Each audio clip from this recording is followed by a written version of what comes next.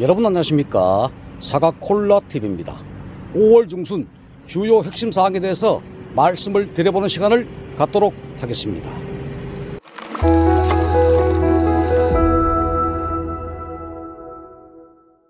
금년도에는 전체 개화 총량이 좀 작았습니다. 특히 후지에 개화 총량이 작았고, 더군다나 개화 기간 중에 저온 피해가 한 3, 4회 정도 발생됐기 때문에 결실량도 좋은 집은 아주 좋습니다만 전반적으로 결실 상태가 다소 불량하다, 이렇게 판단됩니다. 전국적으로 적과가 한창 중이고 일부 제1차 즉 I 적과가 끝난 가수원도 상당히 많습니다만, 적과는 제1번과를 놔두셔야 되죠. 특히 꼭지가 굵고 길고 야물고 탄탄하고 이 어깨 부분이 넓은 열매가 대과 소질이 높고 나중에 당도 문제, 착색 문제에도 상당히 많이 기여하는 열매다. 그러나 올해는 전체 이 꽃수가 적고 결실도 상당히 불량한 꽃이 많기 때문에 그런 가수원에서는 열매를 확보하는 것이 중요하다, 이런 말씀을 드리겠습니다. 착과된 열매가 과연 햇빛을 잘 보는 위치에 있는가, 그 부분도 정말 중요하고, 아울러서 중단과지의 열매를 착과시켜야 좋은 열매가 확보된다. 열매가 많이 없을 때는 기부 쪽에서 발달되는 꽃, 그런 부분도 열매를 착과를 시켜야 되겠습니다. 아울러서 이 1번이 좋은 피를 받아가지고 1번 꼭지가 너무 짧거나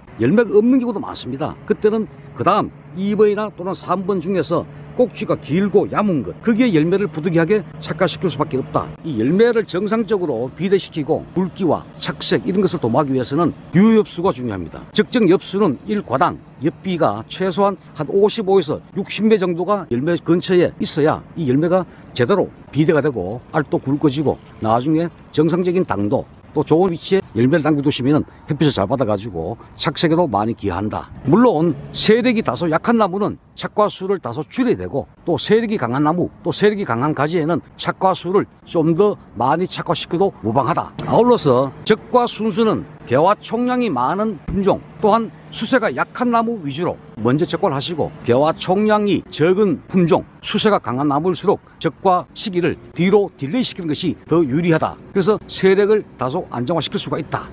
뭐니 해도 가장 중요한 것은 병해충 방제가 되겠습니다. 병해충 방제는 5월과 6월달이 가장 중요합니다.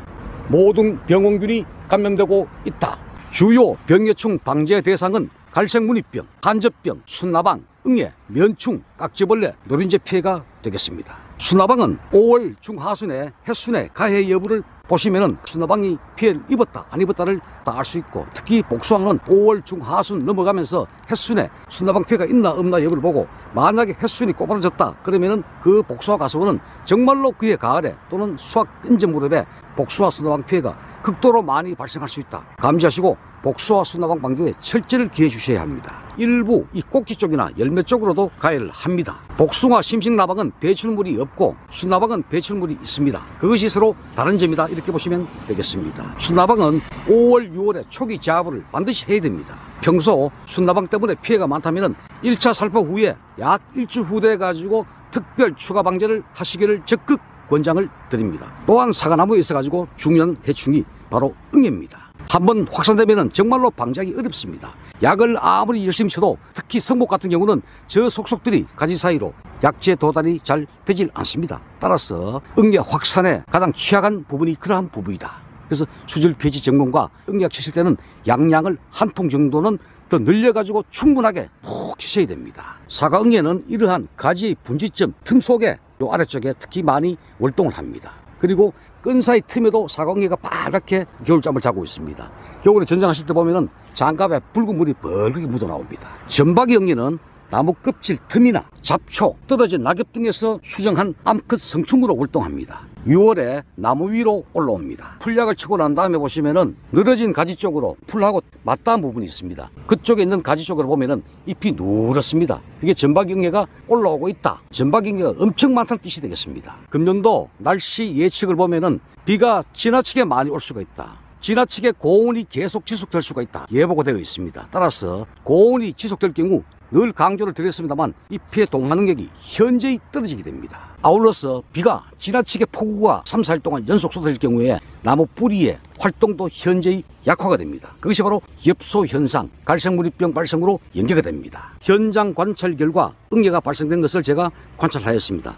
그런 가설에서는 페로팔 이런 응약 치지 마시고 인시피오를 사전에 살포를 하시기 바랍니다. 인시피오는 살충도 되고 수나방도 약도 되고 입마디도 되고 아울러서 응애도 다 방지가 되기 때문에 일반 살충기 하지 마시고 인시피오를 선택하셔가지고 살균제, 인시피오 이런 식으로 또 진딧물이 있다면은 진딧물 약도 가용을 하셔도 되겠습니다. 5월달이 되면은 이 근권부 뿌리 발달과 과실의 초기 비대, 신초, 신장 이러한 생육작용이 활발하게 일어나게 됩니다. 저장 양분의 소모가 심하게 나타나게 됩니다. 이러한 양분을 이동시키는 것이 바로 물이 되겠습니다. 수정된 열매는 광폭 세포 분열이 일어납니다. 토양 내에 수분이 부족하게 되면은 잎의 동화 기능은 현저히 감소하고 토양 내에 축적된 양분의 흡수도 어려워지게 됩니다. 따라서 현재는 비가 조금 내리고 있습니다만 만약에 비가 없다면 4일에 1회 정도는 관수를 꼭 해달라. 추비는 결실 정도에 따라 가지고 가감 시비해달라. 착과량이 보통 정도가 된다면 추비 시비량은 300평 기준 1.5% 정도를 권장을 드리겠습니다. 유인 작업이 정말 중요합니다. 유인은 제2의 전쟁이다 라고 제가 수차례 강조를 드린 바가 있습니다. 온 가수원은 전체적으로 가지 유인을 다 완료한 상태가 되겠습니다.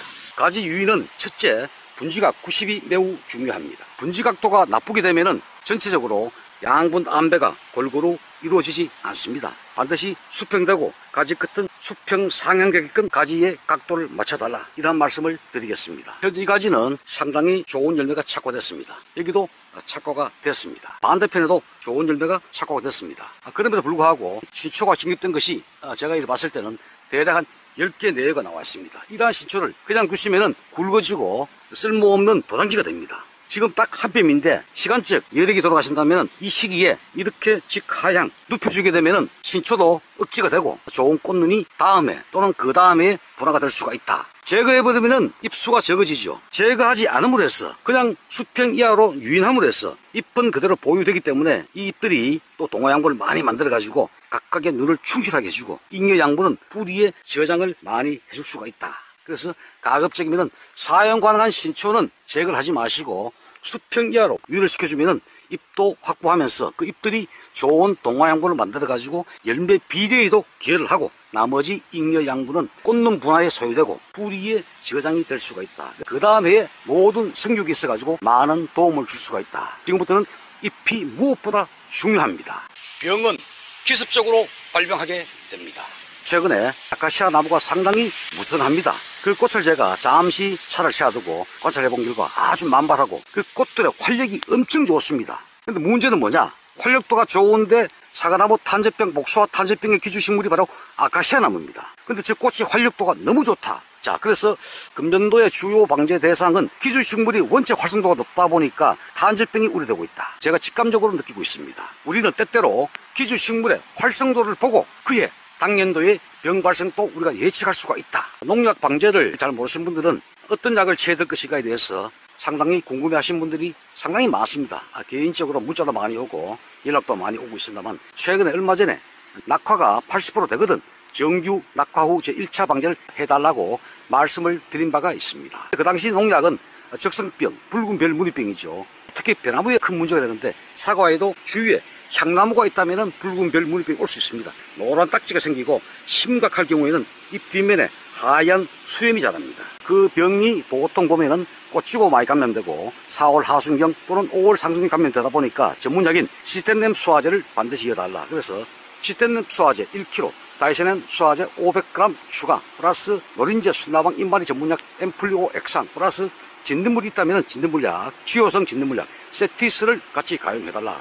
그렇게 말씀을 드렸고, 특히 늦게 나온 잎은 녹색인데 열매 근처에 나온 잎들은 진한 녹색입니다. 얘들은 지금 조직이 경화돼서 자기 새끼를 보호하는 차원에서 잎이 두꺼워지고 광합성 활동을 지금 활발히 하고 있습니다. 그래서 이 열매 비대와 세포 분열을 촉진시키기 위해서 열매 근처에 있는 이 열장 잎을 에무지, 즉 마그네슘 활성화 물질을 연민 시비하셔가지고 잎을 두껍게 하고 그 두꺼워진 잎이 광합성을 잘 활동을 해서 이 열매의 양분을 측면적인 지원을 해줄 수 있는 그런 역할을 해달라.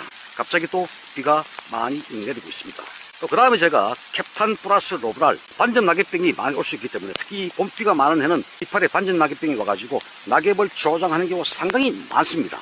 그래서 제가 약재를 처방할 때는 그 시기마다 처방할 때는 이유가 다 있다 이런 말씀을 드리겠습니다. 그래서 캡탄 플러스 로브랄, 캡탄은 탄저부패 전문 보호제입니다. 여기다가 순라방 전문약 가이던스 플러스 응애가 있다면 페로팔, 진딧물이 있다면 여러분들이 진딧물약을 추가 가용하셔도 된다 이런 말씀을 드리고, 다만 페로팔은 텃밭에 고추가 많이 심겨져 있죠. 그런 데는 여러분들이 페로팔 치시면 약해납니다. 고추에 절대 하지 말아달라고 제가 문자 안에도 발송한 적이 있습니다. 그 다음에 쓸 수 있는 약이 뭐냐면은 안트라콜 플러스 지금식입니다. 안트라콜 수화제 플러스 프린트. 응애가 이미 발견됐기 때문에 또 발견되지 않아도 농촌이 고온화가 되고 눈이 잘 안 보입니다. 그래서 이 시기에 미리 응애약을 쳐야 된다라고 저는 늘 강조하고 있습니다. 살균제 안트라콜 프린트 살충제 20표 플러스 마그네슘 연면 시비를 꼭 해달라.